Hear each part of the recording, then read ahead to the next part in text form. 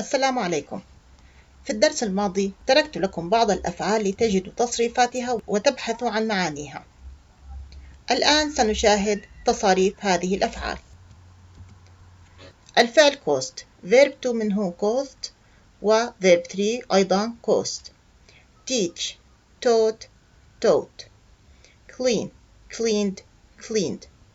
swim swam swam. understand understood understood.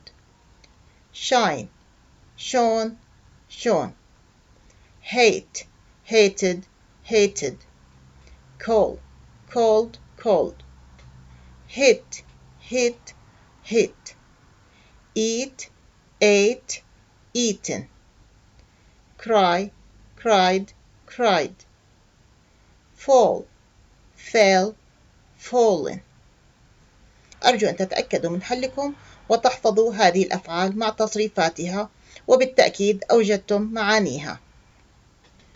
في هذا الدرس سنأخذ بعض المعلومات البسيطة والتي قد تبدو تافهة بالنسبة للبعض منكم، ولكني متأكدة أن نسبة معينة من الطلبة لا تفهمها بشكل جيد.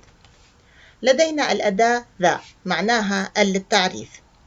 إذا قلنا the tree الشجرة، الحرف A يوضع قبل الكلمة النكرة. a tree تصبح شجرة وليس الشجرة. إذا كانت الكلمة النكرة تبدأ بحرف علة vowel فإننا نستخدم الأداة an بدل a. مثال an apple. لاحظوا كلمة apple بدأت بالحرف a، لم نقل a apple، نقول an لأن أول حرف هو vowel. an eye. الإي هو الحرف الثاني من أحرف العلة. an idea حرف I vowel. an orange الحرف O.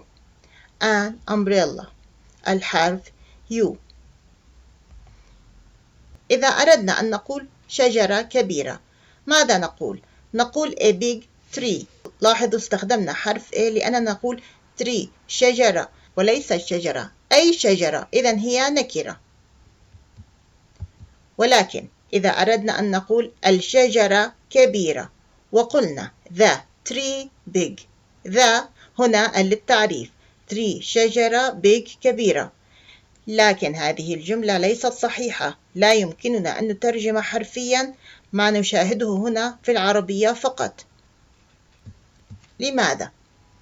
لأننا في اللغة الإنجليزية لا يمكن أن نكون جملة بدون فعل.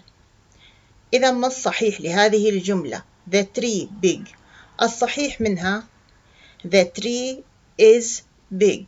استعنا بالverb to be is. هنا ستتساءلون لماذا قلنا أن هذه الجملة صحيحة وهذه خاطئة؟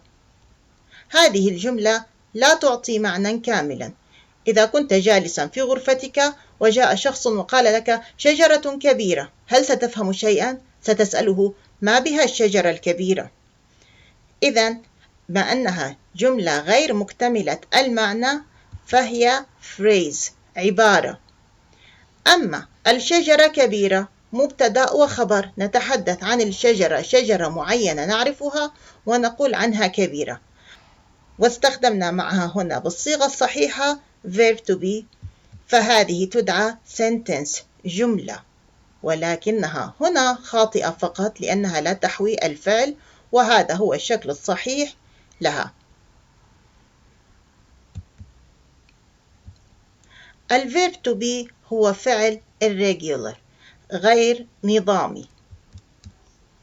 تصريفاته كالتالي: في التصريف الأول verb 1 في جدول الأفعال غير النظامية لا نجده مكتوبا بصيغة is أو are أو am، ولكن يكتب ككلمة be فعل الكون.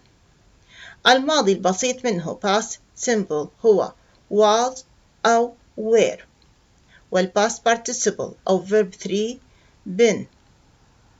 متى نستخدم was ومتى نستخدم were في الماضي البسيط؟ لدينا هنا الضمائر.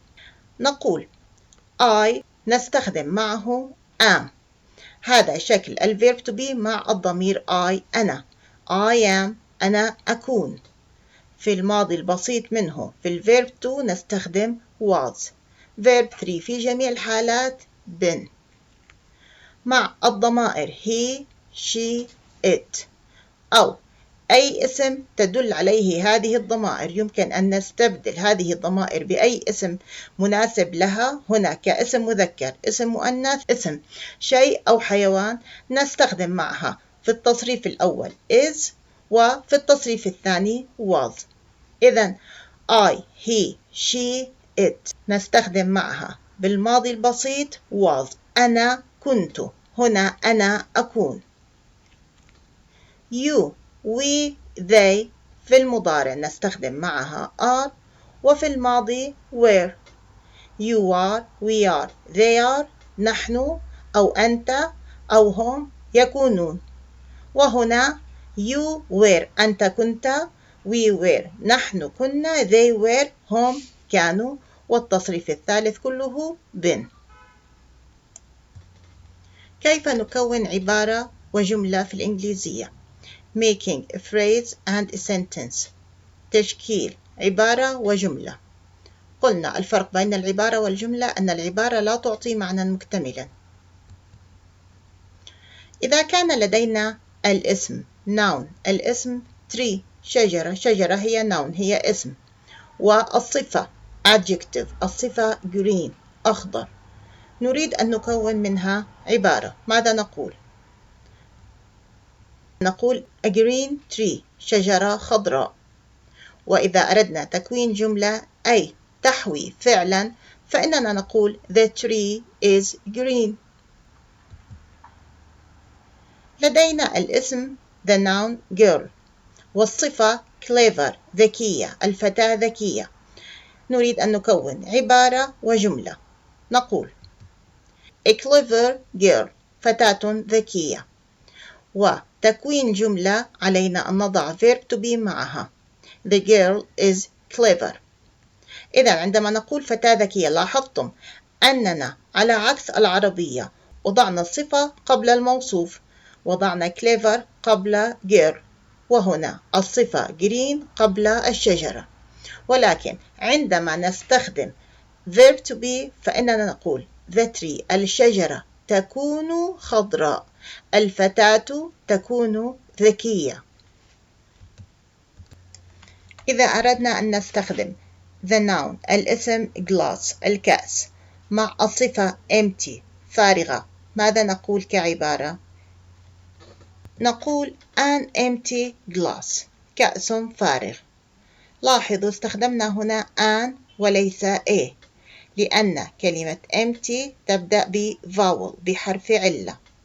وإذا أردنا القول الكأس فارغ فنقول the glass نستعين بالverb to be is وثم الصفة the glass is empty.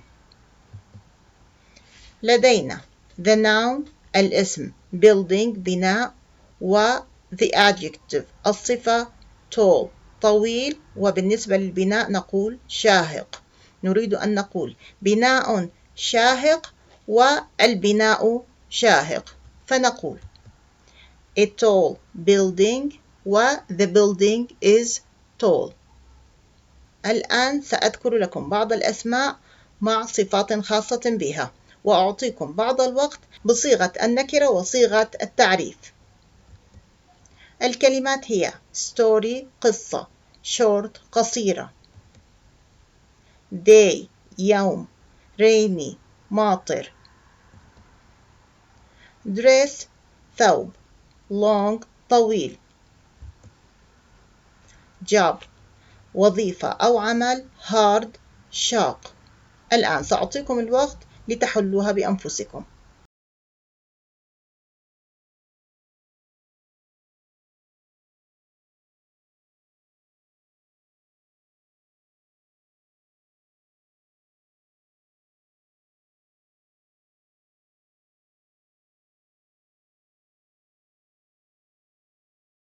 story وshort قصة قصيرة ستكون a short story، والقصة قصيرة the story is short. day وريني.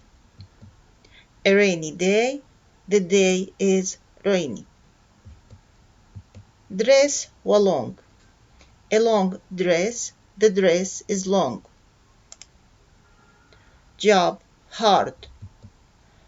A hard job, the job is hard. الآن سأعطيكم واجبا صغيرا فقط لتثبيت هذه المعلومة. عليكم أن تقولوا قطة صغيرة والقطة صغيرة. يوم عاصف، اليوم عاصف. فراشة زرقاء، الفراشة زرقاء. استخرجوا الكلمات التي لا تعرفونها من الإنترنت، وأيضا عليكم حل هذا التمرين، وهو مثل الدرس الماضي إيجاد تصريف هذه الأفعال ومعانيها وحفظها جيدا. إلى هنا نصل إلى نهاية هذا الدرس. ألقاكم بإذن الله في الدرس القادم. السلام عليكم.